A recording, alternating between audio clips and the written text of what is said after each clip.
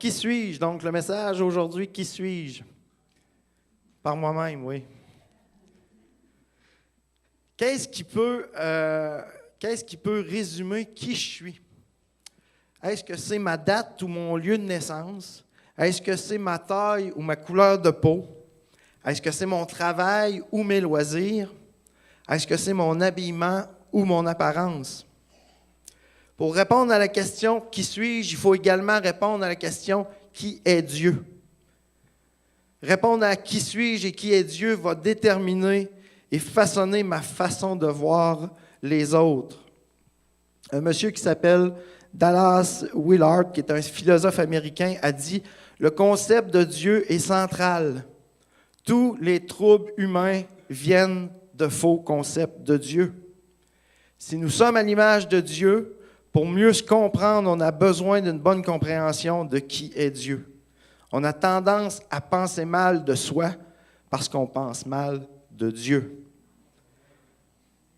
Plus on va passer du temps avec Dieu, plus on va apprendre à le connaître. Plus on va apprendre à connaître notre Dieu, plus on apprend à connaître notre identité. Dès ma naissance, mon identité est façonnée par mes parents, par mon entourage, par ma culture. Le qui je suis aujourd'hui est façonné par le qui je suis du passé.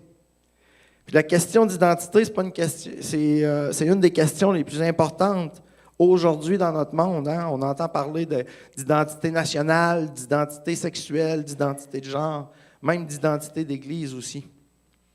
On est dans une société qui crie à l'aide, qui cherche une réponse à la question « Qui suis-je » ?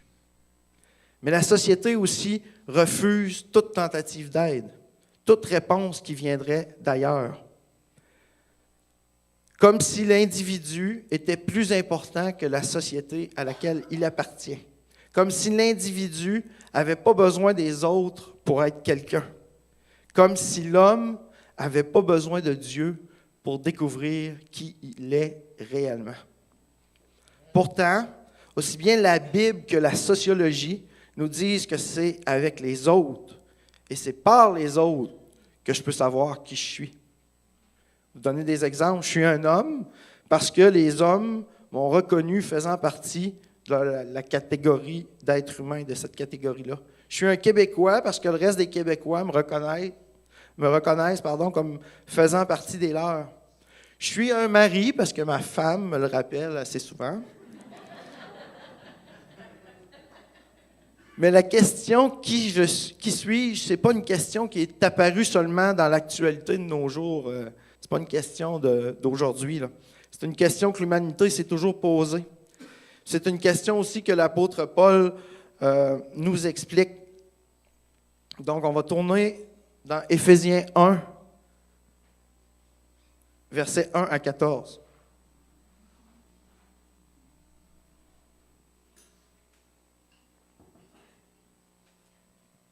Éphésiens 1, 1 à 14. Paul, apôtre de Jésus-Christ par la volonté de Dieu, aux saints qui sont à Éphèse et aux fidèles en Jésus-Christ. Que la grâce et la paix vous soient données de la part de Dieu notre Père et du Seigneur Jésus-Christ. Béni soit Dieu, le Père de notre Seigneur Jésus-Christ, qui nous a bénis de toutes sortes de bénédictions spirituelles dans les lieux célestes en Christ. En lui, Dieu nous a élus avant la fondation du monde pour que nous soyons saints et irrépréhensibles devant lui, nous ayant prédestinés dans son amour à être ses enfants d'adoption par Jésus-Christ, selon le bon plaisir de sa volonté, la louange de la gloire de sa grâce qu'il nous a accordée en son bien-aimé. En lui, nous avons la rédemption par son sang, la rémission des péchés, selon la richesse de sa grâce, que Dieu a répandue abondamment sur nous par toute espèce de sagesse et d'intelligence, nous faisant connaître le mystère de sa volonté selon le bienveillant dessein qu'il avait formé en lui-même, pour le mettre à exécution lorsque les temps seraient accomplis, de réunir toutes choses en Christ, celles qui sont dans les cieux et celles qui sont sur la terre. En lui, nous sommes aussi devenus héritiers, ayant été prédestinés suivant la résolution de celui qui opère toutes choses d'après le conseil de sa volonté, afin que nous servions à la louange de sa gloire, nous qui d'avance avons espéré en Christ. En lui, vous aussi, après avoir entendu la parole de la vérité, l'évangile de votre salut, en lui vous avez cru et vous avez été scellés du Saint-Esprit qui avait été promis, lequel est un gage de notre héritage pour la rédemption de ceux que Dieu s'est acquis à la louange de sa gloire. La réponse de Paul est claire ici. Voici ce que nous sommes. Nous sommes saints, fidèles en Jésus-Christ, élus, irrépréhensibles. Nous sommes aussi ses enfants d'adoption, rachetés et pardonnés, ses héritiers, scellés du Saint-Esprit. Amen. Jésus-Christ est saint et fidèle parce que nous sommes en lui.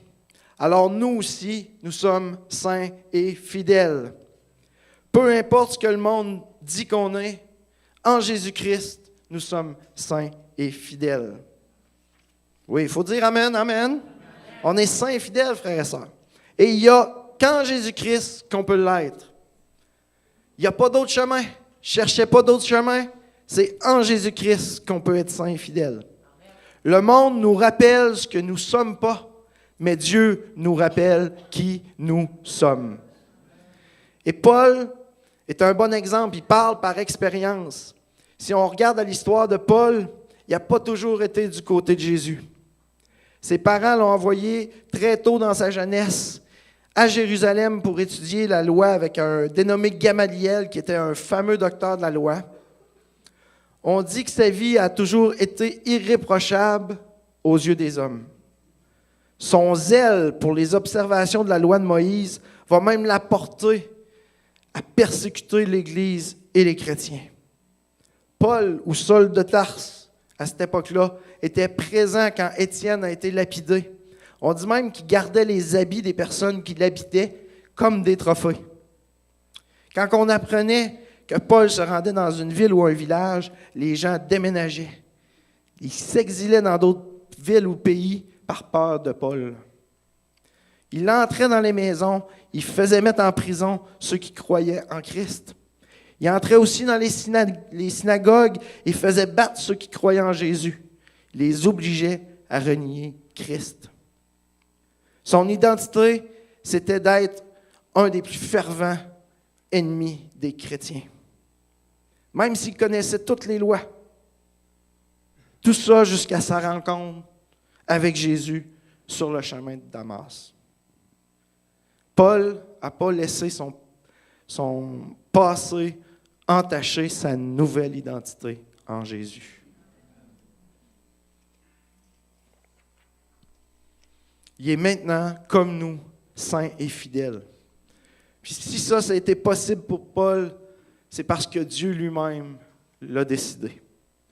Saul de Tarse ne s'est pas levé un matin en disant « Ah, aujourd'hui, je change d'identité. Fini, ce temps-là, moi, je change d'identité. » Non. Dieu a choisi de ramener de ramener Saul dans son amour et de faire de lui son enfant, d'en faire son apôtre. Il a reçu une nouvelle identité de la part de Dieu et il est devenu Paul. Paul va dire dans 1 Corinthiens 15, « Par la grâce de Dieu, je suis ce que je suis, et sa grâce envers moi n'a pas été vaine. »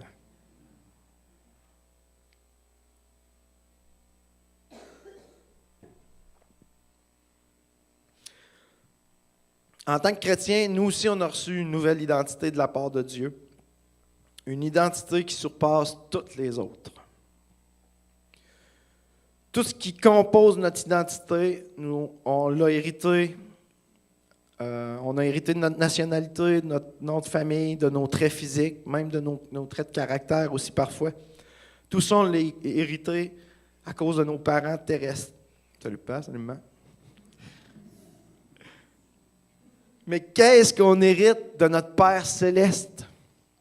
Paul nous affirme qu'en Christ, on devient héritier de Dieu.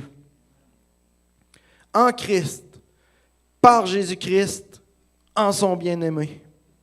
Paul y insiste toujours que c'est en Christ que nous sommes héritiers du Père.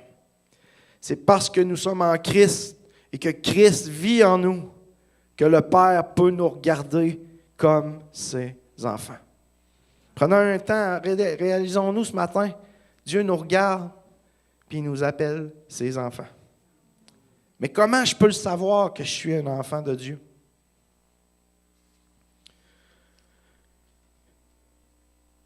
Hébreux 1, versets 1 à 3.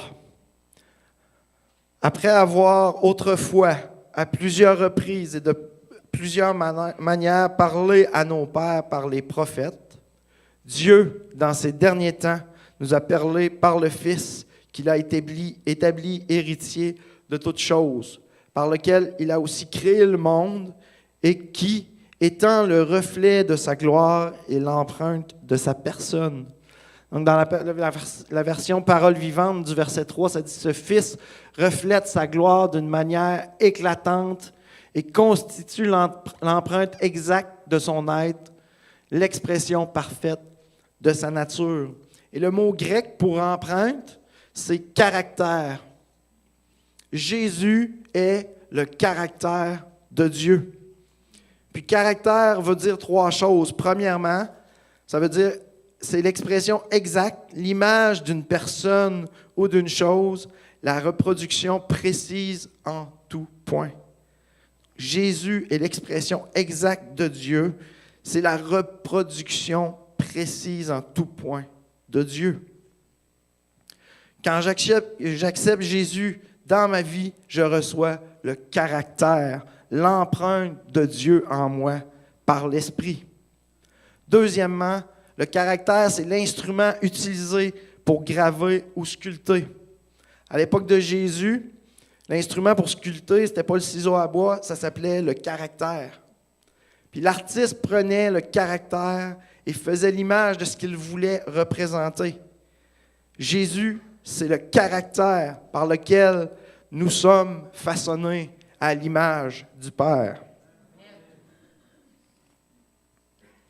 Troisièmement, c'est une marque, une brûlure ou une impression.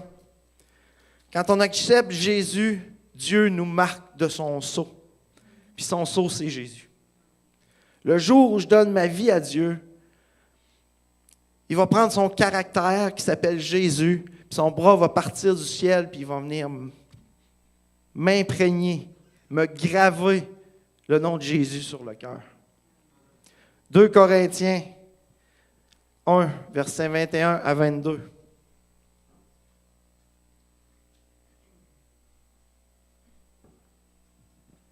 Et celui qui nous a fermis avec vous en Christ et qui nous a oints, c'est Dieu, lequel nous a aussi marqués d'un sceau et a mis dans nos cœurs les arts de l'esprit.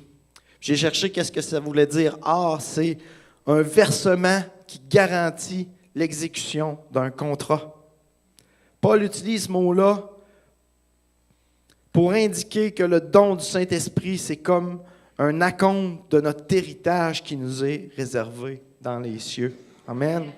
C'est la preuve de l'accomplissement de toutes les promesses de Dieu concernant notre avenir éternel. Amen. Parce que le désir de Dieu, c'est de changer notre caractère, c'est de poser son empreinte en nous. Dieu veut enlever en nous les choses mauvaises pour les remplacer par le caractère de Jésus. Dieu veut que les gens voient Jésus à travers nous.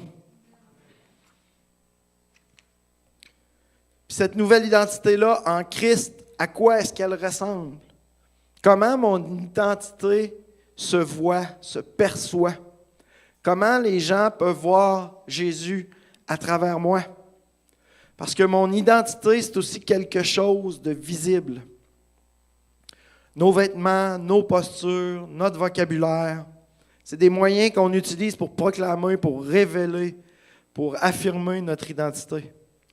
Mais à quoi ressemble la personne qui a son identité en Christ? Première marque, la première caractéristique du chrétien, c'est son attitude de reconnaissance. Être simplement reconnaissant de la grâce immense qui nous a été faite. Être reconnaissant de la possibilité qui nous est offerte d'être libérés de tous nos fardeaux de notre passé. Être reconnaissant du sacrifice qui me libère, me pardonne, me guérit, me change. Être reconnaissant de tout l'amour qui a été versé sur la croix pour moi.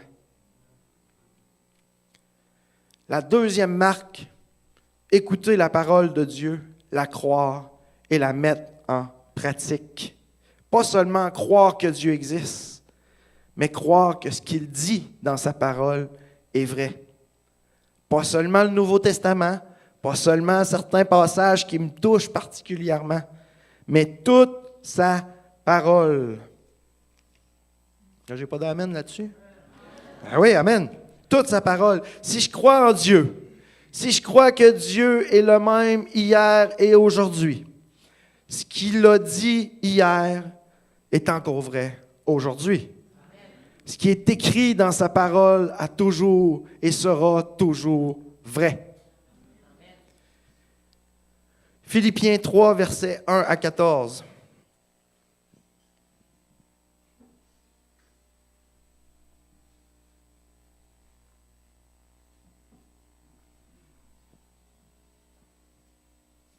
Philippiens 3, 1 à 14. Au reste, mes frères, réjouissez-vous dans le Seigneur.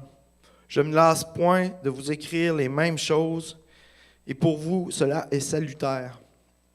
Prenez garde aux chiens, prenez garde aux mauvais ouvriers, prenez garde aux faux circoncis, car les circoncis, c'est nous, qui rendons à Dieu notre culte par l'Esprit de Dieu, qui nous glorifions en Jésus-Christ et qui ne mettons point notre confiance en la chair. Là, c'est important ce qu'on va lire. Moi aussi, cependant, j'aurais sujet de mettre ma confiance en la chair. Si quelque autre croit pouvoir se confier en la chair, je le puis bien davantage. Moi, circoncis, le 8e jour, de la race d'Israël, de la tribu de Benjamin, hébreu né d'hébreu, quant à la loi pharisien, quant aux zèles persécuteurs de l'Église, irréprochable à l'égard de la justice de la loi. Mais ça, c'est bon. Là. Mais ces choses qui étaient pour moi des gains, je les ai regardées comme une perte à cause de Christ.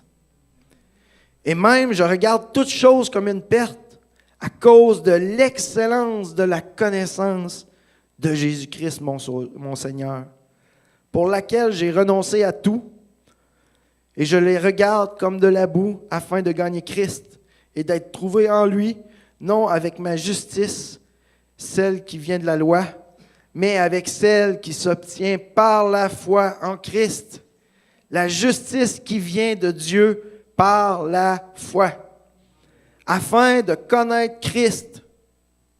C'est important ça. Afin de connaître Christ et la puissance de sa résurrection et la communion de ses souffrances en devenant conforme à lui dans sa mort. Pour parvenir, si je puis, à la résurrection d'entre les morts, ce n'est pas que j'ai déjà remporté le prix ou que j'ai déjà atteint la perfection, mais je cours pour tâcher de le saisir, puisque moi aussi j'ai été saisi par Jésus-Christ. Frères, je ne pense pas l'avoir saisi, mais je fais une chose, oubliant ce qui est en arrière, et me portant vers ce qui est en avant, je cours vers le but pour remporter le prix de la vocation céleste de Dieu en Jésus-Christ. Amen. Voyez-vous comment il est important de connaître Dieu, de connaître Jésus-Christ pour connaître qui on est. Les Jeux olympiques, comme tous les autres événements sportifs majeurs, ça vient renforcer notre sentiment d'appartenance, ça vient renforcer notre identité nationale. Puis c'est quand même drôle d'être fier de médailles gagnées par des athlètes, par leurs exploits, de forcer avec eux autres, de crier des encouragements à notre TV, assis confortable dans nos divans. On n'a absolument pas travaillé ou pris part à ces victoires-là, mais pourtant, on est fiers un peu comme si on les avait gagnés nous-mêmes. Pourquoi? Parce qu'on appartient au même groupe social. Quand un Canadien fait un exploit, c'est un peu comme si tous les Canadiens l'avaient fait. Mais notre identité va bien plus loin que notre attachement à un pays ou à un sport. L'éducation qu'on a reçue occupe aussi une place importante. Ce que nous avons accompli dans la vie, ça vient s'ajouter à qui on est. Puis la plupart du temps, ce qui compose notre identité, c'est les choses dont on est fier. Mais il y a aussi des exceptions. Il arrive aussi qu'on s'enferme dans des identités négatives, des identités de victimes, de bons à rien, ou d'autres mensonges qui ont été dits par d'autres sur notre vie. Mais au fond, on aspire tous à une identité dont on peut se montrer fier. La société nous donne des exemples qui définissent quelles identités sont dignes de fierté et lesquelles ne le sont pas. C'est le cas aujourd'hui, puis c'était le cas il y a 2000 ans quand Paul a écrit ce texte-là qu'on vient de lire aux Philippiens. Paul est en train de répondre à un débat de la communauté de Philippe qui était la circoncision. Pour se mettre en contexte un peu, l'église de Philippe, c'était surtout composé de gréco-romains. Puis les Juifs manifestaient, menaçaient l'église de l'extérieur. Les Juifs avaient probablement commencé à se pavaner, puis à se sentir supérieurs parce qu'eux étaient circoncis. C'est un peu à savoir qui était le meilleur chrétien, qui paraissait le meilleur chrétien. Mais regardez ce que Dieu va révéler au prophète Ézéchiel, dans Ézéchiel 36, versets 26 à 27.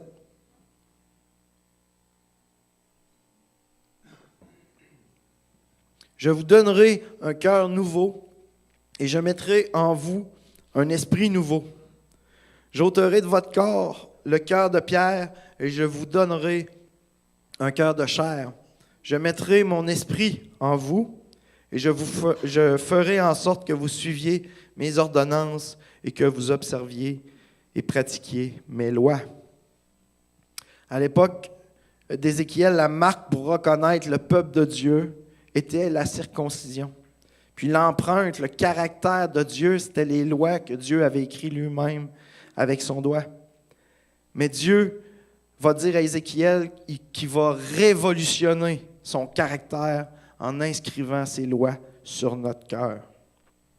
L'empreinte, ce ne sera plus une circoncision extérieure, mais une empreinte intérieure, une transformation de notre cœur. Est-ce que vous pensez qu'aujourd'hui, on fait encore comme les Juifs de Philippe? C'est une vraie question, là. Est-ce qu'on fait encore ça? On a juste à regarder nos jugements sur les autres chrétiens qui nous entourent. On le fait encore, mais les réflexions ne sont juste pas les mêmes. Ce n'est pas de savoir si un bon chrétien est circoncis ou non, ou si un bon chrétien est un bon juif ou non. Les réflexions aujourd'hui, c'est plutôt un chrétien, ça va à l'église à chaque dimanche, à chaque réunion. Un bon chrétien, ça donne toujours sa dîme. Un bon chrétien, ça prie toujours en langue. Un bon chrétien, ça témoigne 24 heures sur 24. Une bonne église, ça fonctionne seulement comme la nôtre. Hein? C'est des réflexions. En tout cas, moi, je me l'ai dit des fois. Là. Vous autres, vous n'êtes pas rendus là. Mais à tous ces débats, Paul répond que s'il y en a bien un qui peut se vanter d'être parfait sous toutes ses coutures, c'était bien lui. Puis pour bien le montrer, il ne fait pas une liste au hasard là, quand il donne tout ce qu'il peut se vanter. Là. Il va utiliser une formule qui est courante à son époque. Il va parler de sa nationalité, de son héritage, de son éducation, de ses accomplissements. Puis ça, on voit ça au verset 5. « Moi, circoncis » de Philippiens 3 en passant.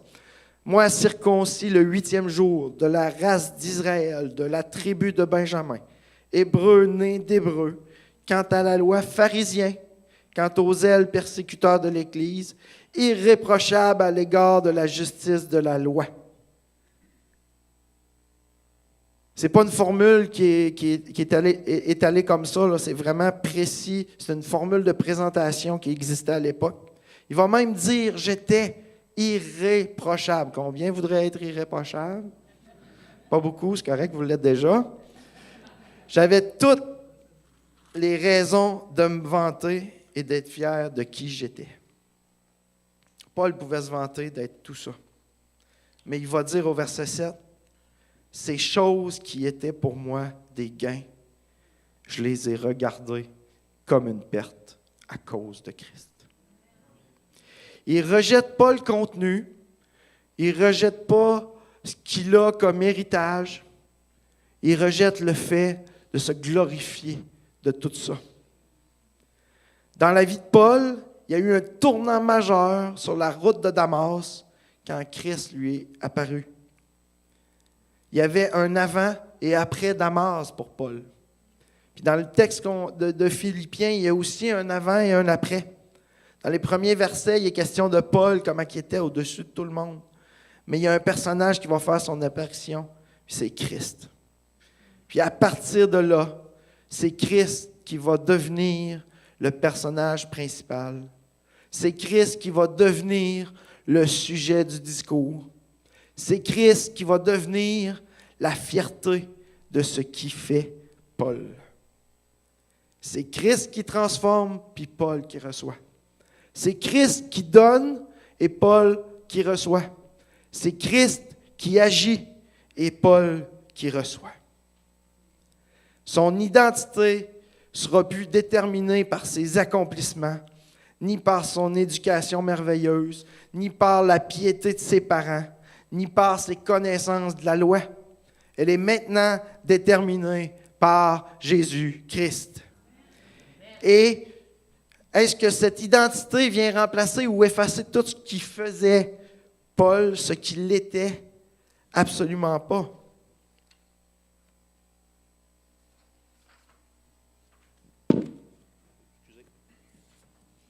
Absolument pas. Il est toujours un Juif. Il est toujours de la tribu de Benjamin. Son éducation est toujours la même. Il ne peut pas changer le fait qu'il est circoncis, exactement comme la loi le demandait.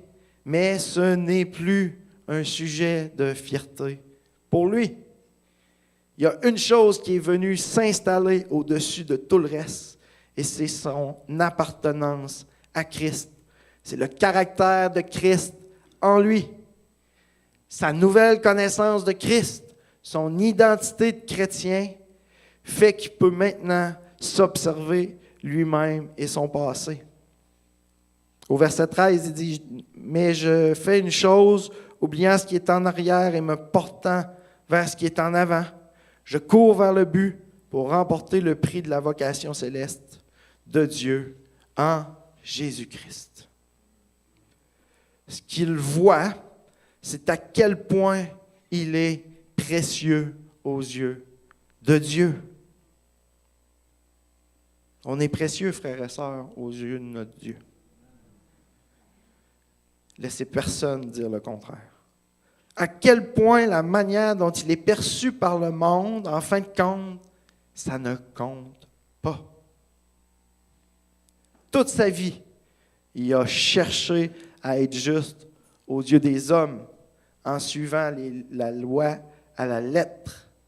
Puis c'est une autre justice qu'il a trouvée en Jésus-Christ.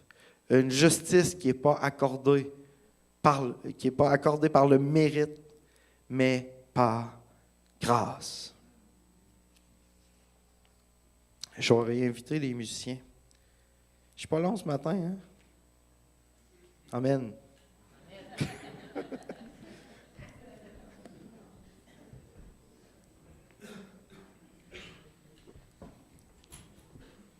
Aujourd'hui, on pourrait se montrer fiers de notre piété,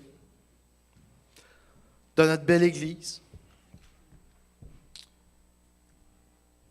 Mais si on est ici ce matin, c'est parce que Dieu, par Jésus-Christ, veut nous offrir une autre identité. Une identité qui surpasse toute nos identités humaines, avec leurs imperfections et leurs limites, parce que Dieu est sans limite. En Jésus-Christ, par son Esprit, nous sommes enfants de Dieu. C'est ça qui nous unit, c'est ça qui nous réunit, et c'est ça qui nous donne accès gratuitement à la vie éternelle. On n'a rien à prouver, puis il n'y a rien qui peut venir au travers de ça. Découvrons ou redécouvrons ce matin notre identité en Christ. Si on a des questions sur notre identité, il faut chercher les réponses dans la prière et la parole. Demandons à Dieu de nous éclairer ce matin en ouvrant sa parole. Si je prie pour des réponses sans ouvrir ma Bible, c'est comme attendre un appel important sans ouvrir mon téléphone. Puis ce matin, ouvrons notre téléphone céleste parce que Dieu nous appelle à connaître qui il veut qu'on soit. Puis on va découvrir ça la semaine prochaine. Notre vision d'Église, c'est de faire la différence. Mais pour faire la différence, il faut être comme Jésus. Il faut qu'on voit Jésus en nous. Il faut que les gens de l'extérieur voient une différence. Puis cette différence-là, c'est Jésus. Puis pour être comme Jésus, il faut le connaître, puis l'accepter. Puis accepter que son esprit change notre identité. Que le caractère, le ciseau à bois vienne travailler nos cœurs. Si je ne connais pas qui est Jésus, comment je peux être comme lui? Puis le jour où je vais changer d'identité, je vais pouvoir dire la phrase de 1 Corinthiens 15, verset 10, que Paul a dit. « Par la grâce de Dieu, je suis ce que je suis. Et sa grâce envers moi n'a pas été vaine. » Puis notre identité, frères et sœurs, va se voir dans notre communauté. On peut se lever.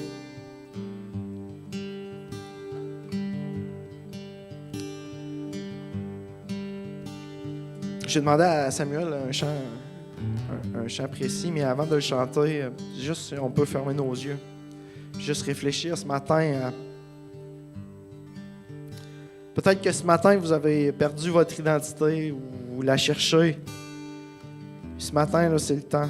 Dieu veut vous redonner votre identité. Dieu veut vous toucher particulièrement ce matin. Veut vous permettre de retrouver qui vous êtes en lui, en Jésus. Puis ce matin, je veux juste, si vous êtes dans cette situation-là, que peut-être vous cherchez votre identité présentement, juste lever la main, je veux prier avec vous ce matin. Juste de réaliser tout ce qu'on est en Jésus. Tout ce qu'on est, on est enfants de Dieu, frères et sœurs. Puis ce matin, en cette nouvelle année, c'est ma prière pour nous, pour cette année, que Dieu nous révèle notre vraie identité. Que Dieu vienne retravailler cette identité-là qu'on a, pour qu'on puisse être visible dans notre communauté, que les gens voient la différence. Amen. Puis si vous voulez juste lever les mains, je ne vous regarde même pas. C'est entre vous et Dieu. Puis ce matin, je vais faire une prière avec vous, puis vous pouvez m'accompagner aussi. On va juste demander à Dieu qu'en cette année-là, qu'on soit béni, qu'il nous redonne cette identité-là. Peut-être que c'est des mots qui ont été dits sur votre vie, des gens qui ont dit des choses, mais vous êtes enfants de Dieu. Amen. Seigneur, Père éternel, on vient ce matin, Seigneur. On vient reconnaissant, Seigneur, de tout cet amour que tu as donné sur la croix pour nous. De tout cet amour, Seigneur, qui a été versé pour nous pardonner, nous libérer, nous changer, nous transformer, Seigneur. Ce matin, Seigneur, on vient, Seigneur, devant toi, Seigneur, réclamer, Seigneur, de retrouver cette identité-là qu'on a en toi, Seigneur. De renouveler notre cœur, Seigneur. De nous travailler par ton esprit, Seigneur. De nous donner le caractère de Jésus, Seigneur Dieu. Merci, Seigneur, pour cette année qui débute, Seigneur Dieu. Que tu puisses nous bénir, nous réconforter, nous guérir, nous montrer ta gloire encore ce matin et en cette année, Seigneur. Que tu puisses, Seigneur Dieu, toucher chacun des cœurs qui sont ici ce matin. De bénir et de transformer encore une fois, Seigneur. Oui, Seigneur, on veut plus de toi, on veut plus être comme toi, Seigneur. On veut plus que tu nous transformes à l'image de ton Fils Jésus. Oui, Seigneur, donne-nous, Seigneur, par ton esprit, Seigneur, le désir de changer, Seigneur Dieu. Le désir d'être renouvelé, Seigneur. Et que cette année, Seigneur, soit une année de bénédiction personnelle, collective, pour notre région, pour notre Église, Seigneur. Au nom de ton Fils que je te prie, Père. Amen. On va terminer avec un chant que j'ai demandé à Samuel. Juste le méditer, le chanter, vous êtes libre. Après ça, je vous relâche, soyez bénis. Amen.